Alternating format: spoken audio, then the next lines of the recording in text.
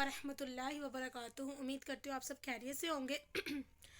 आज का जो मेरी टॉपिक है बहुत ज़्यादा इंटरेस्टेड है। मैं अपनी कल आई थिंक सो, हाँ कल कल मैं गई आप ही के साथ ना सीवी के लिए, ना सीवी बनवाने के लिए शॉप पे।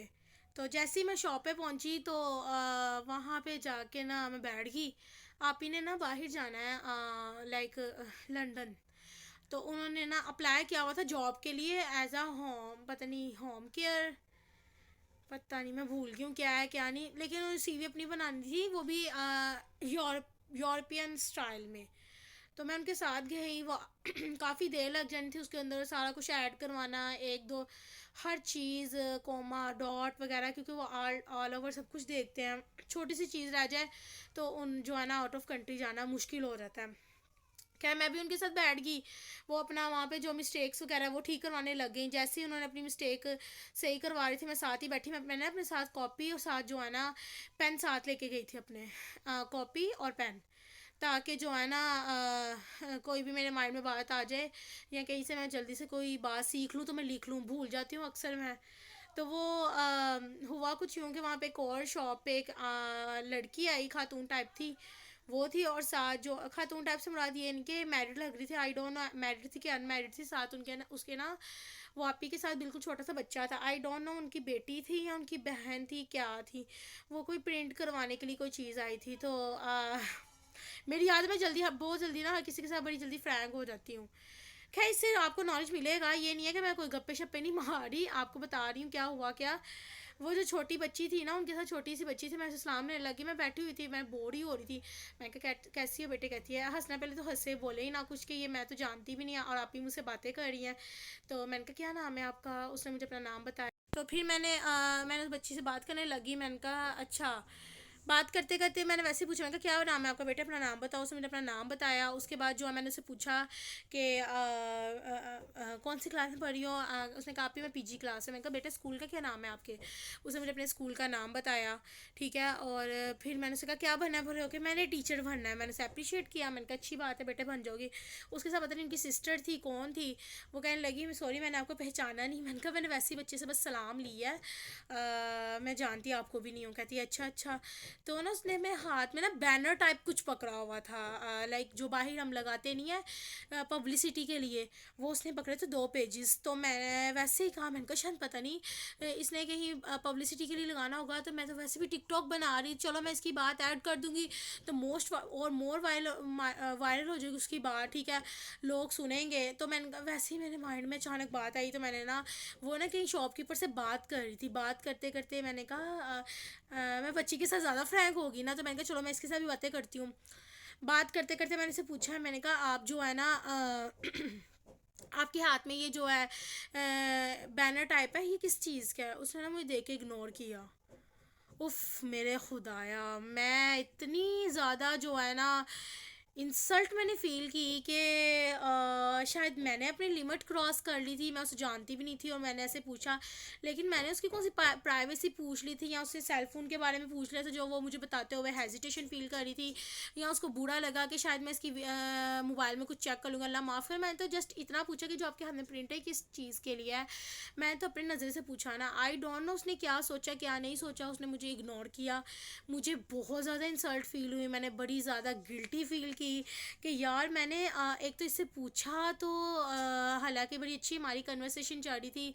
उनकी वो छोटी, यार मैं तो इतनी अच्छी थी कि मैंने कहा मैं तो इस बच्ची से इतनी अच्छी थी कि छोटे बच्चे से बात करी, तो शायद मैंने अपनी लिमिट क्रॉस कर ली, क्योंकि ये तो मेरे लिए मैं तो इसे जानती भी नहीं थी, लेकिन मुझसे बड़ी स्माइली फेस उसने बात की। तो मैंने सोचा कि यार अगर ये मुझसे स्माइली फेस है, मैंने इससे बात की, इसने भी मुझसे की, तो इतने में क्या था कि मुझे बैनर दिखाते, अल्लाह माफ़ कर। मैंने से कौन सा कहा कि तो मुझे अपना मोबाइल पकड़ा, मैं तेरा मोबाइल चेक करना है, मैं होती भी कौन हूँ पूछने वाली। इसमें इतना ज़्यादा वो छुपाने वाली चीज़ नहीं थी। खैर जो भी था वट एवर। तो मैंने कहा चलो मैं अपने जो जो मुझे सुनते हैं टिकटॉक पे या जो लाइक करते करते हैं, देखते हैं, उनसे शेयर करूँगी कि कभी कभार ना हमें लिमिट क्रॉस नहीं करनी चाहिए। हर किसी को जल्दी से दिल में जगह नहीं बना लेते, या आप खुद साफ हो ना दिल के तो आप हर बंदे को जल्दी फ्रैंक कर लेते हो, लेकिन कुछ लोग होते हैं एटीट्यूड वाले, वो इतना पसंद नहीं करते किसी की कंपनी। तो ठीक है, कोई मसला नहीं, एक दफ़ा आप इनवाइट करो किसी को, बात करता है ठीक है, अदरवाइज़ कोई नहीं, उसको आप इग्नोर करो। अगर वो आपको इग्नोर कर, आप उसे डबल इग्नोर करो। तो मैंने कहा चलो मैं आपसे बात करूँगी, आप सबसे बात इस ये टॉपिक पे शेयर करूँगी कि अगर आप किसी अननोन पर्सन से बात करते हैं, लाइक एज अ फ्रेंड के तौर पर, जैसे आप कॉलेज यूनिवर्सिटी के लड़के हैं या कोई जॉब होल्डर है, तो आपने अपने ही तरह के दोस्त बनाए हुए हैं, तो ठीक है, उसको इतनी रिस्पेक्ट दो जितनी वो रखने की हैसियत रखता है। आप उससे इतनी बात करो जितनी, अगर वो आपको रिप्लाई करता है ठीक है, और अगर वो आपको नहीं करता, अदरवाइज़ आप भी उससे बात ना करो, उसे बाइकआउट कर लो। तो मैंने कहा चलो ये छोटा सा था, छोटी सी स्टोरी थी, तो मैं आपके साथ शेयर करूँगी। इसी तरह से और भी बहुत ज़्यादा बातें हैं जो आपके साथ शेयर करने वाली हैं। इसी तरह से अगर आप आपके पास नॉलेज है अपनी फील्ड से रिलेटेड, या अपने इर्द गिर्द जो है ना आपको लोगों से काफ़ी नॉलेज मिला, और अब आप चाहते हो कि चलो मैं जो है ना इसके साथ शेयर करूँ, इसको बताऊँ, इसको ज़रूरत है, अगर तो आपसे कोई नॉलेज मांग रहा है तो आप उसको दो। और अगर आपको लगता है कि यार इसको इस चीज़ की ज़रूरत है और मुझे इस चीज़ के बारे में पता है, एक दफ़ा उसको अवेयरनेस दो। अगर तो वो चीज़ आपसे, अब आप कहोगे कि यार ये क्या कह रही है, कभी वो चीज़। अब मैं आपको एक बात, छोटी सी सिंपल सी एग्जांपल बताती हूँ। आपको जो है ना बायो का बड़ी अच्छी तरीके से जो है ना पता है, बायो सब्जेक्ट आपका फेवरेट है, तो इस वजह से आपको उससे रिलेटेड हर चीज़ का पता है। इसी तरह आपको केमिस्ट्री है, आपको केमिस्ट्री के सारा पता है, कंपाउंड क्या है, एटम क्या है, इलेक्ट्रॉन, प्रोटॉन, न्यूट्रॉन, वट जो भी है। अब आप अपने साथ ही अपने फ्रेंड को देखते हो कि उसको इलेक्ट्रॉन, प्रोटॉन, न्यूट्रॉन, एटम शटम का नहीं पता, बस रट्टे मार रहा है, तो ठीक, अब मैं आपको अपनी वर्डिंग में डिफाइन कर रही हूँ। अब आप उसको क्या कहते हो कि यार मैं तुझे बताता हूँ या बताती हूँ कि ये जो तुम पढ़ रहे हो ना इसको समझ के पढ़ो, ये होता है, ये होता है, एक दफ़ा से बोलो। अगर तो आपकी बात समझ रहा है तो ठीक है, और अगर वो आपकी बात को इग्नोर कर रहा है और ये समझ रहा है कि मुझे सारा कुछ पता है, तुम्हें तो कुछ पता ही नहीं है, और आप उसकी बजाय आप उसकी हेल्प कर रहे हो, बजाय वो आपसे नॉलेज गेन करने के आपको इग्नोर कर रही है या कर रहा है, तो ठीक है, आप भी उसको उसके हाल पे छोड़ दो, और उसको बताने की कोई ज़रूरत नहीं है किसी भी किस्म का। ये मेरी लाइफ में हो चुका है। काफ़ी लोग ना आपके इर्द गिर्द वाले आपको पागल निकम्मे समझते हैं, उसको ये लगता है कि यार इस बंदे के पास तो कोई नॉलेज ही नहीं है, इसके पास तो कोई इलम ही नहीं है, तो ठीक है, जो जो आप जो मर्ज़ी आपके बारे में हर कोई सोचता रहे, समझता रहे। जब आपने किसी पोस्ट पे जाना है ना, जब आपने किसी भी फील्ड में जाना है या कोई भी आपने कामयाबी हासिल करनी है, तो यही लोग जो आपको कहते हैं ना कुछ भी नहीं समझते, एक दिन यही लोग आपके पीछे पीछे होंगे।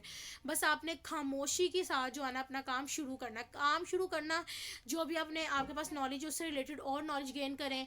आपके पास जो भी चीज़ का शौक़ है आप उससे रिलेटेड ज़्यादा से ज़्यादा नॉलेज लें। अच्छा, जैसा कि आप सबको पता है कि नाइन्थ क्लास के बोर्ड के पेपर होने वाले हैं और टेंथ क्लास के बोर्ड के पेपर होने वाले हैं, तो नाइन्थ क्लास वालों के लिए स्पेशली ये जो वीडियो मैं आज की बना रही हूँ। पहले तो चलो मैंने आपके साथ अपनी बातें की, दो बातें की। एक तो ये कि कोई आपसे इलम ले रहा है, और नहीं, अगर आपको पता है कि यार इस बंदे को इस चीज़ की ज़रूरत है, मुझे इस बारे में पता है, आप उसको एक दफ़ा बताओ। अगर वो आपसे ले रहा है ठीक है, अगर वो आपसे नहीं ले रहा उसको उसके हाल पे छोड़ दो, उसको एक दिन पता चल ही जाएगा आप क्या चीज़ हो। इसी तरह से जो है ना किसी को इतनी रिस्पेक्ट दो जितनी वो रखने की कैपेसिटी एबिलिटी रखता है। अगर आप उसको ज़्यादा दोगे तो आपको इग्नोर करेगा, तो इसमें आप बहुत ज़्यादा डिग्रेड, डीमोटिवेट और जो है ना गिल्टी फील करोगे, यार तो मैं तो इसे इतनी जी जनाब आप जनाब से बात कर रहा हूँ और इसने मुझे कोई हैसियत नहीं दी, तो ये आपकी गलती, आप अगले बंदे को इतनी रिस्पेक्ट देते क्यों है। खैर ये आज दो छोटी छोटी बातें थी, और अब स्पेशली नाइन्थ क्लास के लिए नाइन्थ क्लास के लिए के बारे में मैं बोलूँगी कि जो है ना नाइन्थ क्लास के बोर्ड के पेपर होने होने वाले हैं, तो बच्चों आप लोगों के लिए स्पेशली आपको मैं थोड़ा सा बता दूं, काफ़ी बच्चे जब नाइन्थ क्लास के बोर्ड के पेपर देने जाते हैं ना, तो उनको नाइन्थ क्लास का कुछ भी आइडिया नहीं होता। ठीक है, जैसा कि मैं आपको बताती हूँ, आप जब आपने बोर्ड के पेपर देने जाने हैं, आप लोगों ने एक फॉर्म फिल करना है, और वो जो फॉर्म फिल करना होता है ना उस पर नाम वगैरह, रोल नंबर, ब्लॉक में लिखना, ये वो आई थिंक सो हमारे पाकिस्तान में जो है ना 80% स्कूल जो है ना कोई नहीं बताता ये कैसे फॉर्म फिल करना है। वो बबल शीट बता देंगे बबल फिल कैसे करना है, लेकिन जो है ना आपको फॉर्म फिल करने का नहीं बताते, कि जो आपने पेपर से पहले जो है ना 10-15 मिनट एक फॉर्म फिल करना होता है, बहुत इंपॉर्टेंट होता है, अदरवाइज आपका पेपर चेक नहीं कंसीडर किया जाता। तो उससे रिलेटेड जो है ना 80% स्कूल जो है ना हमारे पाकिस्तान में कोई नहीं बताते, 20% स्कूल जो है ना वो बता देते हैं। खैर लेकिन बबल फिल करने का ये वो यानी कि जो एमसीक्यूज हम फिल करते हैं ना, उसके लिए हमें बबल फिल करनी पड़ती है। वो जो बबल्स फिल करने पड़ते हैं ना, उसके उससे रिलेटेड आपको अकेडमी में स्कूल में पता चल जाता होगा, लेकिन जो छोटी बात है ना, आई थिंक सो वो नहीं पता होगा। तो स्टूडेंट्स, आप सबको पता है कि नाइन्थ क्लास के बच्चों, अगर आप सुन रहे हो मेरी वीडियो या सुन भी रहे हो, देख भी रहे हो, तो आपको अगर पता होगा, आपकी टीचर्स ने अगर आपको बताया है, तो ये तो बहुत अच्छी बात है। और अगर आपको नहीं पता तो मेरा बेटा लाजमी यूट्यूब पे जाओ, उस पर जाके सर्च करो कि नाइन्थ क्लास के, जब यहाँ टेंथ क्लास के बोर्ड के पेपर देते हैं। खैर आप नाइन्थ क्लास स्टूडेंट हो तो टेंथ क्लास की टेंशन इनकी भी ज़रूरत नहीं है। खैर जो नाइन्थ क्लास का काम है वही टेंथ और फर्स्ट ईयर और सेकंड ईयर चारों जो है ना साल के ही काम करना पड़ेगा। कि पेपर देने से पहले आपको एक फॉर्म फिल करना पड़ता है। फॉर्म जो फिल करना होता है, अगर आपको उसके बारे में आइडिया नहीं होता, तो एग्जामिनेशन हॉल में आपको बहुत ज़्यादा इंसल्ट आपकी होती है, क्योंकि जो सुपरिटेंडेंट होती है, जो चेकर होता है, वो आपको फिर सबके सामने बोलता है कि आपके स्कूल वालों ने आपको नहीं था बताया कैसे फॉर्म फिल करना है। वो आपको बताते हैं, ये नहीं कि ये नहीं बताते। वो आपको बताते हैं बेटे यहाँ से फॉर्म फिल करना है, यहाँ पे अपने सिग्नेचर और ये यहाँ पे अपने साइन, बबल्स में एमसीक्यूज में जो एमसीक्यूज है वो बबल्स फिल करने हैं उसमें, ये वो सब कुछ बताते हैं एक दफ़ा दो दफ़ा। लेकिन जो फ्रेश बच्चे होते हैं, जो मेरी तरह होते हैं, वो बार बार पूछते हैं मैम सॉरी दोबारा बताइएगा, तो वो एंड पे फिर इंसल्ट कर देते। जैसे मेरी एक दफ़ा बड़ी ज़्यादा हुई थी सेंटर में बैठी हुई, तो टीचर ने कहा कि आपके स्कूल वालों ने आपको नहीं बताया था कि कैसे करना है, आप पागल हो बुद्धू हो। मैंने कितने दफ़ा बोला है, मैं बार बार नहीं बोल रही। और आपको पता है कि आपके 3 घंटे बहुत इंपॉर्टेंट होते हैं पेपर के पॉइंट ऑफ व्यू से, पूरे साल जो है ना उन 3 घंटों पर डिपेंड करता है। तो आपने मेरा बेटा लाजमी जो है ना वो फॉर्म फिल करने वाला। अब आप कहोगे यार, और हाँ स्पेशली बच्चों नाइन्थ क्लास के जो बच्चे होते हैं बहुत ज़्यादा टेंशन और बहुत ज़्यादा टेंशन कर लेते हैं, पता नहीं बोर्ड है क्या है। बेटे बोर्ड कुछ भी नहीं है, सारा आपका बुक से आता है, कहीं से भी नहीं आता, कोई हेल्पिंग बुक कुछ नहीं। अगर मेरा बेटा अपने नाइन्थ क्लास में अपने कॉन्सेप्ट क्लियर किए हुए हैं, टेंथ क्लास में कॉन्सेप्ट क्लियर किए हैं, कॉन्सेप्ट से मुराद ये कि जो लेसन याद के रट्टा नहीं लगाना, उसको समझ के याद करना। अच्छा क्वेश्चन में ये बात हो रही है तो इसका आंसर क्या होगा। अगर आपने बेटे आंसर कोई रट्टा लगाया हुआ तो आप कैसे पेपर दोगे।